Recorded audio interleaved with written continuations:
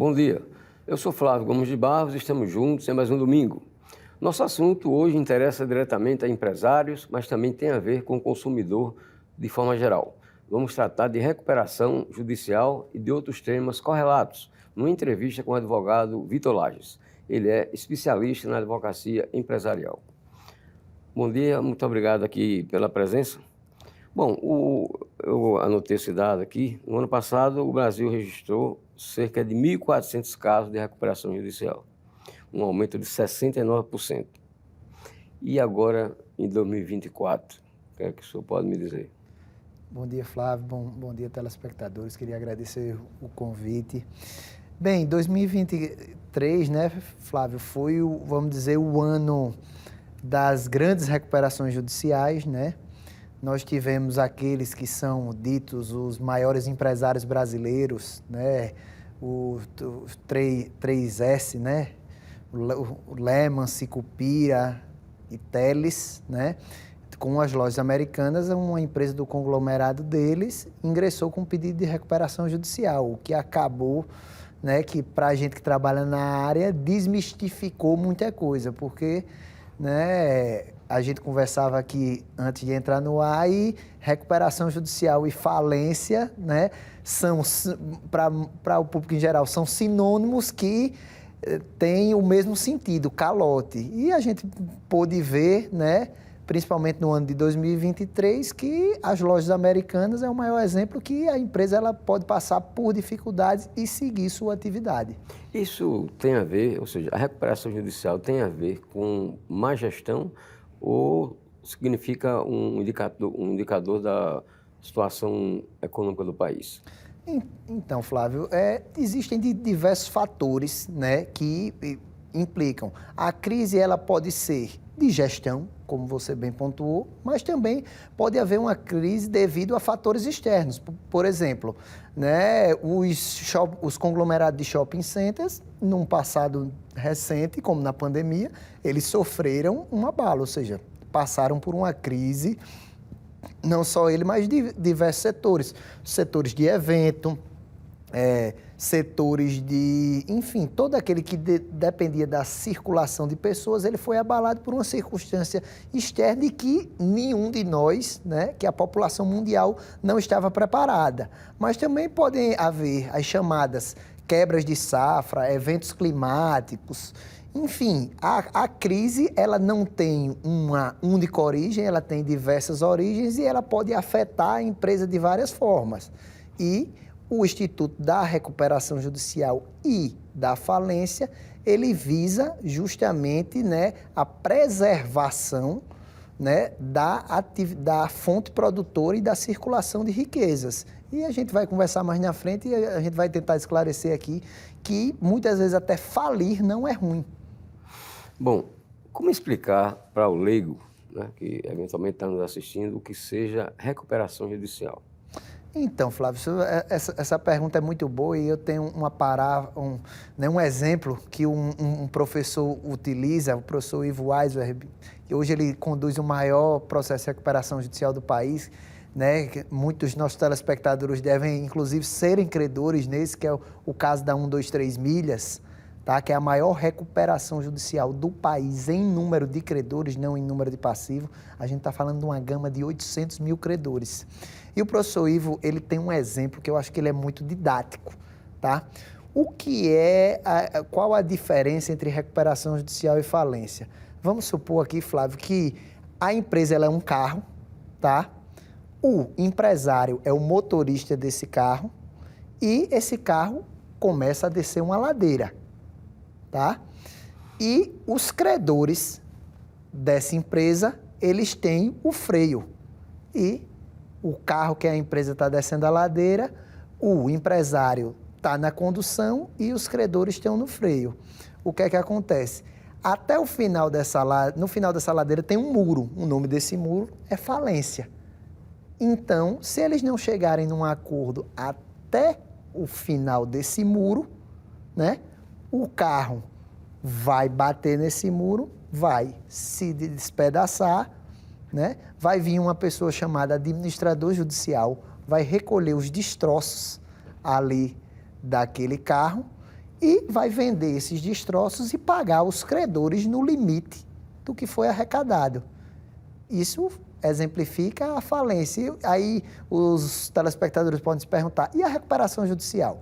A recuperação judicial é que, se houver um acordo, esse carro, que é a empresa, vai pegar uma rota alternativa que não vai colidir com esse muro chamado falência e vai seguir sua rota, inicialmente uma rota tortuosa, né? Uma empresa passando por um momento de soerguimento, mas rota essa que tende a colocar a empresa nos trilhos e manter a fonte produtora de riqueza, né? Circulação de bens, serviços e a função social também na arrecadação de impostos. Bom, pela sua experiência nessa área, nesses casos que estão, inclusive, aumentando aqui no Brasil, né, gradativamente, quais são os motivos principais que levam uma empresa a uma situação dessa? Flávio, a gente tem uma historicidade muito grande de que, primeiro, existe um preconceito velado, né, que a gente, né, nós que atuamos nesse meio, né, a gente diz que foi muito bom o caso das Americanas, né? Os acionistas não vão discordar de mim, mas para o mercado empresarial como um todo, porque quando você vê os 3 maiores empresários do país, né, se utilizando de um instituto e a empresa seguindo a sua vida, né, você não criminaliza aquilo, né? A gente, desde os idos romanos, né, se tem uma visão criminosa do devedor, né? Me dê a garantia de uma tira de couro. Então, tem tudo. A gente, né, nos idos de Roma, a gente passava a punição ao próprio... Ela passava do patrimônio ao corpo do devedor. E essa visão no Brasil, ela ainda persiste, né? A gente brinca, dizem muito que no meio empresarial a má-fé é presumida, né? Quando, na verdade, tem que ser presumida a boa-fé. E no Instituto da Recuperação Judicial e da Falência, a gente ainda tem isso, né? O sistema hoje, eu digo, o sistema não é eficiente ainda, ele pode ser mais eficiente e a gente vem se aperfeiçoando nisso. Mas o que é que eu vejo muito, por exemplo, casos de recuperação judicial, há um adiamento devido a essa censura social, tá, que existe, do empresário pedir. Acaba que ele perde o time de pedir recuperação judicial, ou seja, a empresa vai ao Poder Judiciário pedir esse novo fôlego, mas quando ela já está numa situação que não tem mais fôlego, que já é um caso falimentar. Tá? Então, ela perde um pouco esse tempo e isso acaba refletido em processos longos, duradouros e sem a efetividade necessária. E quais são os princípios fundamentais para que uma empresa possa requerer um processo de recuperação judicial? Então, para pedir recuperação judicial hoje, Flávio, são os requisitos, tá, do artigo 48 da Lei 11.101 de 2005, tá? Junto com o artigo 51, mas, em resumo, né, é um rol exaustivo, e aqui a gente vai falar o mínimo juridiquês possível para os nossos telespectadores, mas você tem que ter pelo menos, né, 2 anos de atividade, tá? O empresário, ele não pode ter sido condenado por crime, então ele tem que ter idoneidade, né, junto ao direito penal. Você também não pode ter sido condenado por crime contra a ordem econômica e, além disso, preencher os rolos de documento e estar entre os legitimados lá no artigo 1º para poder pedir recuperação judicial. Porque a lei de recuperação judicial, ela se aplica ao empresário, tá? Aquele que desenvolve atividade econômica, financeira, de forma organizada para a circulação de bens e serviços, né? Temos casos de associações? Temos, mas, recentemente, o Superior Tribunal de Justiça, por exemplo, no caso de fundações, ele foram negados 3 pedidos de recuperação judicial, mas isso é maioria? Não, é minoria. A gente tem vários casos de fundações, por exemplo, da UBRA, no Rio Grande do Sul, a Universidade Cândido Mendes, no Rio de Janeiro. Então, a gente hoje já tem um alargamento do conceito de agente econômico. Ok, vamos a um breve intervalo comercial e daqui a pouco a gente volta, continuando nossa entrevista com o advogado Vitor Lages.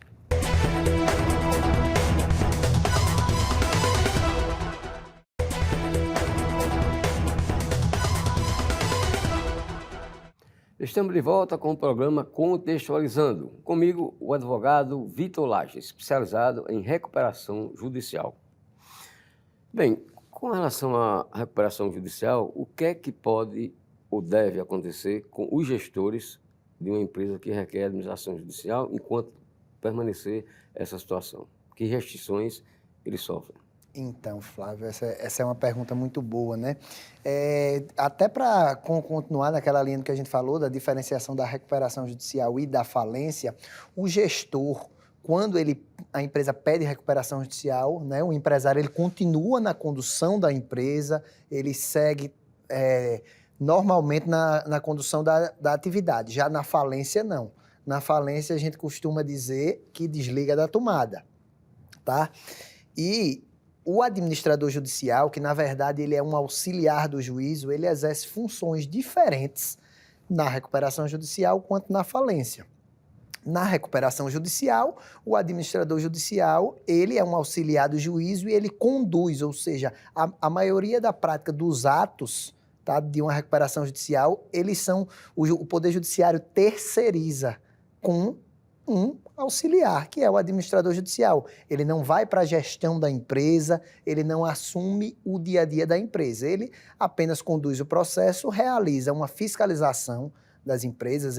O administrador judicial hoje ele é obrigado a ter site, ele tem que apresentar o relatório mensal de atividades, que é dizer quantos funcionários aquela empresa contratou, quantos ela demitiu, se o faturamento aumentou, se o faturamento diminuiu, tudo isso com base nas informações fornecidas pela própria empresa. Ele é um agente que visa diminuir, Flávio, a assimetria da informação, porque os credores que vão futuramente deliberar uma proposta de pagamentos, que é chamada de plano de recuperação judicial, eles têm que ter a informação necessária para saber se, durante aquele procedimento, né, a empresa está conseguindo efetivamente se recuperar, porque durante a recuperação judicial, um dos seus principais efeitos é a suspensão de todas as ações, execuções e de todas as dívidas pelo prazo de 180 dias, prorrogáveis por mais 180. Então, você cria um muro ali, né? A empresa respira, né? Busca se reorganizar, apresenta uma proposta de pagamentos e essa proposta de pagamentos é deliberada pelos credores, tá? Isso é no âmbito da recuperação judicial. Já na falência, como eu disse, desliga da tomada aquele empresário, o administrador judicial. Ele, como a gente deu aquele exemplo do carro, ele recolhe o que ficou ali da empresa. Lógico que a gente tem casos de falência continuada. O que é falência continuada? Falência continuada é quando eu busco, para preservar aquele ativo, né? Eu arrendo terras, eu tenho que manter, porque a gente sabe que não existe vácuo de poder e ocupação. Se os locais são abandonados, alguém ocupa ali aquele poder e ele administra esses bens, apresenta o que se chama de plano de realização de ativos, ou seja, uma forma de como eu vou vender aqueles ativos ali na falência e também faz a representação da pessoa jurídica, ou seja, ele que vai assumir os processos, vai defender ali aquela massa, né, da empresa de bens, realizar o ativo e realizar o pagamento na medida do que for arrecadado. Bom, para o credor, é melhor que a empresa entre em recuperação judicial ou em falência? Como tudo no direito, Flávio, depende, né? E por que depende? A empresa é viável? Por exemplo, tem um exemplo muito bom que eu gosto de utilizar. A Kodak. O nosso telespectador hoje fosse né, credor da Kodak, né, os mais jovens, não sei se lembram, mas tinha lá o filme, você pegava o filme, botava para revelar. É um negócio rentável hoje? Não é. Faz sentido que uma empresa dessa permaneça no mercado? Não, a tecnologia tornou ela obsoleta. Então, qualquer plano de recuperação judicial que seja, que ela vai partir para outra, né, outro ramo de atuação, enfim, ela vai produzir equipamentos médicos, enfim, aí ela teria que mudar outro ramo de atuação, que a recuperação judicial permite isso, mas naquele negócio ali de revelação de filmes, venda de máquinas fotográficas no modelo clássico, né, que a gente tinha analógico, não é. Então, é um caso de uma empresa que é melhor falir, tá? E falências, Flávio, elas são normais, né? Como eu disse, a gente tem um quê de um preconceito lá, né, dada a nossa colonização, mas, por exemplo, a que se atribui a resiliência da economia americana? Tem o capítulo 11, né, do diploma lá de insolvência, né, de tratamento da crise da empresa, que é válido para todos os credores, são sujeitos, tá? E ele é mais comum do que a gente imagina. O ex-presidente e atual candidato à presidência dos Estados Unidos, Donald Trump, ele usou o Instituto 9 vezes. E talvez, então, falir é do negócio. Acontece. O empresário, ele vive de tentativa e erro. Ele erra, ele acerta, e aí ele segue. Então, muito da resiliência da economia americana se fala disso. Eles aceitam com maior naturalidade. Bom, e quais são os critérios para estabelecer prioridades no pagamento dos credores? Então, Flávio, a lei ela prevê, tá, no artigo 83, certo? A classificação para recuperação judicial, ela difere da falência, tá? Na recuperação judicial, a gente tem as classes 1, 2, 3 e 4. Classe 1 são os credores trabalhistas e de acidente do trabalho até 150 salários mínimos, tá? Então, tem uma limitação, não é toda a verba. Existe uma discussão, tá, hoje, se essa limitação de 150 salários mínimos, ela só é aplicável à falência e não à recuperação judicial. Ainda isso é uma questão, né, depende do direito. Então, o direito da crise empresarial no Brasil não é diferente, tem muitos dependes. Tem a classe 2, que é garantia real. Normalmente são instituições financeiras que detêm garantias, penhor, hipoteca, anticrese, né? Tem a classe 3, né, que são os credores quirografários, que normalmente são aquelas massas de credores, fornecedores, consumidores, né? A maioria, e a classe 4, que são empresas ME e EPP, tá? Na recuperação judicial, o fisco, né, as fazendas estaduais, municipais e a União Federal, ela não está sujeita, tá? Então, ela também é credora, só que ela é chamada de credora extraconcursal, tá? E nós temos ainda alguns institutos que eles são tido como extraconcursais, como bens dados em alienação fiduciária, né, contrato de adiantamento de câmbio, cédula de produto rural. E esses tipos de contrato, eles não se sujeitam à recuperação judicial, né? Já na falência, a gente tem credores concursais e extraconcursais. E o que diferencia? Os credores extraconcursais são aqueles que continuaram, por exemplo, fornecendo bens, serviços, financiamento, dinheiro durante o período da recuperação judicial. Ou seja, a empresa entrou em recuperação judicial, o trabalhador continuou laborando naquela empresa e a empresa veio a falir. Ele é credor o quê? Ele é credor trabalhista, só que extraconcursal. Então, ele vai ter uma prioridade sobre aquele credor que só laborou até o pedido de recuperação judicial. E aí se repetem as classes, dentre outras classes, aí também vai ter o fisco, né? E aí o fisco passa a ser um credor sujeito antes dos quirografários.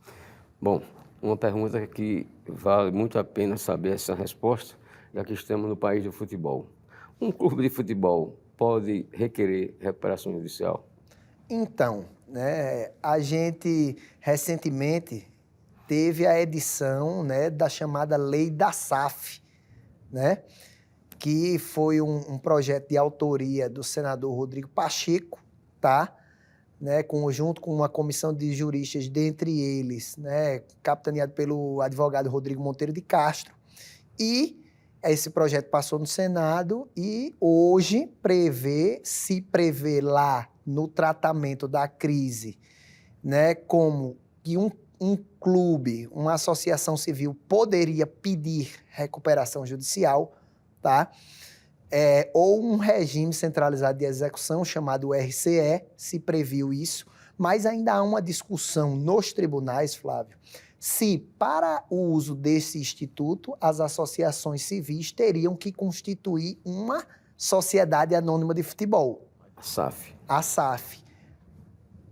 O entendimento vem se sedimentando de que não é necessário, mas ainda não, como tudo no direito, depende. Em breve, eu acho que essa questão está chegando ao Superior Tribunal de Justiça e ele vai ter a oportunidade de se debruçar e dar um norte. Mas hoje há uma forte tendência de que, né, o clube existe essa previsão, mas ainda não se chegou a uma interpretação, vamos dizer, comum, conclusiva, de que não seria necessário criar uma SAF. Porque uma SAF, ela nada mais é do que uma sociedade anônima, tá? Que vai levar daquele clube ou daquela pessoa jurídica original todos os ativos relacionados ao futebol, tá? Ao futebol profissional. Como é que fica a situação dos associados em relação à constituição de uma SAF? Então, por exemplo, clubes que já têm SAF, vamos supor, o Vasco da Gama. Pronto, o clube tem uma SAF. Como é que fica o sócio do Vasco em relação a isso? Então, a Sociedade Anônima de Futebol, Flávio, ela leva, vamos dizer assim, eu não vou usar um termo técnico, se corta, né? Se corta, que se chama de cisão, né? Corta-se, vamos dizer, os ativos relacionados ao futebol, ou seja, o departamento de futebol do Clube de Regatas Vasco da Gama, tá?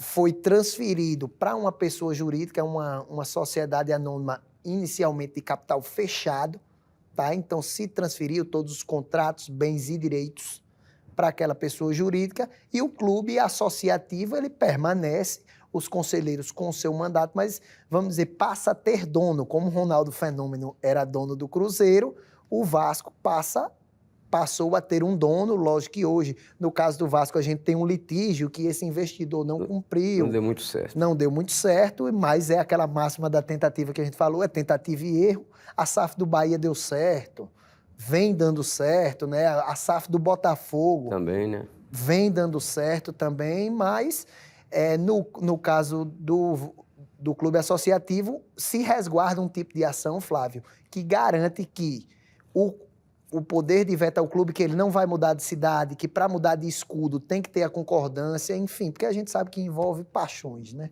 Agradecendo a sua participação, gostaria de uma explicação final. O torcedor deve ou não concordar com essa questão da SAF?